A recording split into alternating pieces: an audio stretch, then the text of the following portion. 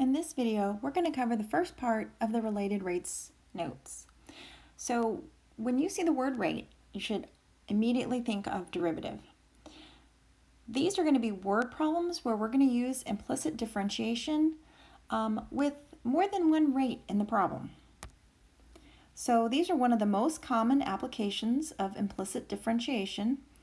When you have a situation where two or more measurements are changing with respect to time, you can set up an equation that relates the measurements and then differentiate both sides with respect to time. There are some strategies you can use for solving. Number one, understand the problem.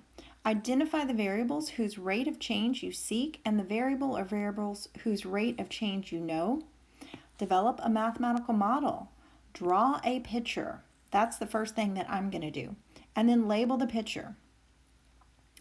It does say to be sure to distinguish between constants and variables that change over time. Only constant quantities can be assigned numerical values at the start. Number three, write an equation relating the variables.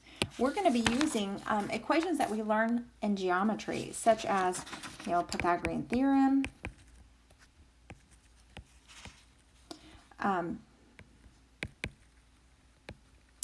different area and volume formulas.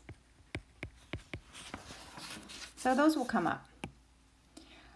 When we're working these problems, we're going to differentiate both sides of the equation with respect to time. And of course, be sure to follow the differentiation rules. The chain rule will be especially critical. We're going to substitute values for the quantities that depend on time. Notice that it is only safe to do this after the differentiation step. Substituting too soon freezes the pictures and makes changeable values behave like constants. And then the last thing is interpret the solution. Translate your mathematical results in the problem setting with appropriate units and decide whether the result makes sense.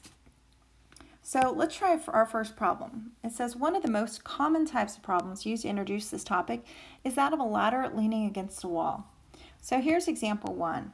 We have a 13-foot ladder, and so this is my ladder right here. We know he's 13 feet. He's leaning up against a wall when the base starts to slide away from the wall. So right here, this base is sliding away from the wall. So let me draw it like this. And I'm going to use this as my x. And 13-foot ladder leaning against the wall when the base starts to slide. By the time the base of the ladder is 12 feet away from the wall, the base of the ladder is moving at a rate of 5 feet per second. So I'm going to say that my x is equal to 12. So I'm just going to write down some facts. X is equal to 12 and dx dt. The rate at which it's moving is 5 feet per second. Now, right now, in thinking about geometry, this is a right triangle. If my base is 12 and my hypotenuse is 13, this is one of our Pythagorean triples. So y squared plus 12 squared is equal to 13 squared. If we square 13, that's 169 minus 144. Y squared is 25, so that I know that this height, my y, is equal to 5 feet. All right, so I might need that. So I'm just thinking about that. Okay, at this moment, how fast is the ladder moving down the wall? So we're trying to figure out dy dt. Okay, that is the question. The top of the ladder is moving down. This is the change in y over the change in time. All right, so we have our situation here. The base is moving away from the wall. The top of the ladder is moving down the wall. Okay, so this is a right triangle. So thinking about something that's going to relate the three sides is of course, our Pythagorean theorem. So we've got x squared plus y squared is equal to, well, we can call this guy z if we want, x, y, and z squared. And if we differentiate this equation, we'll have what? 2x dx dt plus 2y dy dt is equal to 2z dz dt. All right, so here is my equation that relates these three measurements, Pythagorean theorem, and if you use implicit differentiation, differentiate every term with respect to time, this is what we get. I can divide everything by 2 to kind of simplify it a little bit, and this will give me x dx dt plus y dy dt is equal to z dz dt. All right, so let's make some substitutions. I know that my x value is 12, and the rate of change of x dx dt was given in the problem at 5. That's just this guy over here. I know the y value was 5 at this time. We're trying to find dy dt, so that is my missing variable that I'm trying to solve for. And then z, that's the ladder, and the ladder is a constant. dz dt does not change, so it's 0. So if I were to clean this up, let's see, we've got 60 plus 5 dy dt is equal to 0. And if I solve for this, 5 dy dt is equal to negative 60. Divide both sides. I know the change in the y is going to be negative 12 feet per second. Does that make sense? Yes. This guy is moving down, so we know that the change in y should be negative. And if we've solved it right, this should be it. Okay, so that's part A. Let's take a look at part B. All right, so part B, it says, at what rate is the area of the triangle formed by the ladder, wall, and ground changing at the same time? All right, so part B, we're using our area formula. Area is, what is that? Base times height divided by 2. And our base is x. Our height is y divided by 2. All right, or, I'm going to go ahead and write it with that 1/2 in front, just because it's a coefficient. So let me go ahead and rewrite this 1/2 xy. So now let's use our implicit differentiation. dA dt is equal to 1/2, and then I've got the product rule right here. So the product rule is the first times derivative of the second, dy dt, plus the second, and I should put this like this, times dx dt. All right, so let's just make sure I set this up right. So here's my coefficient, and then I have the product rule. First times derivative of the second plus the second times derivative of the first. Now let's make some substitutions in. And dA dt, this is what we're solving for, is equal to 1/2. I know the x value is 12. dy dt, we just solved for that, and that was negative 12, plus the y value was 5, and dx dt, that was given as 5. All right, so let's see, negative 144 plus 25, and then I need 1/2 of that. So what is negative 144 plus 25? How about negative 119? So it would be just negative 119 halves. And this is, area is units squared, so feet squared per second. And that is the change in area over the change in time. All right, so now we're ready for part C. So I'm going to go ahead and erase part A, at least part of it, if I can, if it lets me. And then we'll go ahead and fill in for part C. Okay, get rid of all this stuff. You know what I might add to my list? I don't know if I need this or not anymore, but we did find that dy dt was negative 12 feet per second.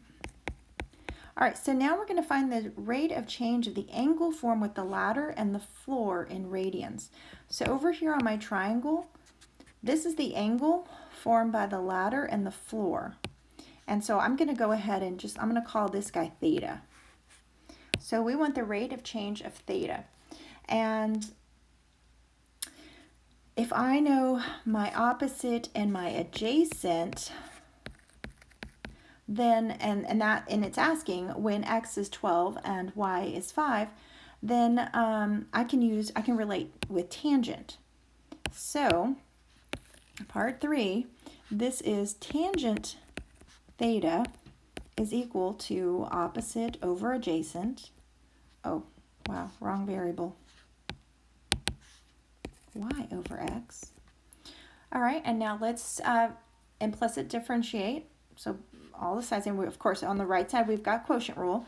So let's see, tangent, secant, tangent. So tangent square, tangent is secant squared theta, and this is d theta dt, and that's what we're trying to find. What is the rate of change of the angle? So we're looking for d theta dt over time. All right, so now we have on the right side the quotient rule, bottom times derivative of the top minus the top times derivative of the bottom, all divided by the bottom squared. All right, so let's plug in secant squared theta. So secant's a reciprocal of cosine. Cosine is adjacent over hypotenuse. So secant would be, what did I just say? Secant, cosine is adjacent over hypotenuse, so hypotenuse over adjacent. So 13 over 12 squared, that would be our secant. Secant of our angle, d theta dt. All right, so our x value, let's just sub in. We know that x is 12, dy dt is negative 12, minus y is 5, dx dt is 5, all over 12 squared. So we just have some cleaning up to do here. Let's see, negative 144 minus 25 over 144. And if I multiply by the reciprocal, 12 over 13 squared, this is what d theta dt is going to equal. And this works out nicely. If I distribute the exponent there, the 12 will cancel with the 144 in the denominator, and d theta dt is equal to, well, isn't that 169 in the numerator?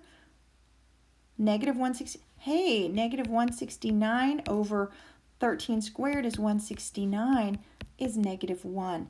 And this is in radians per hour.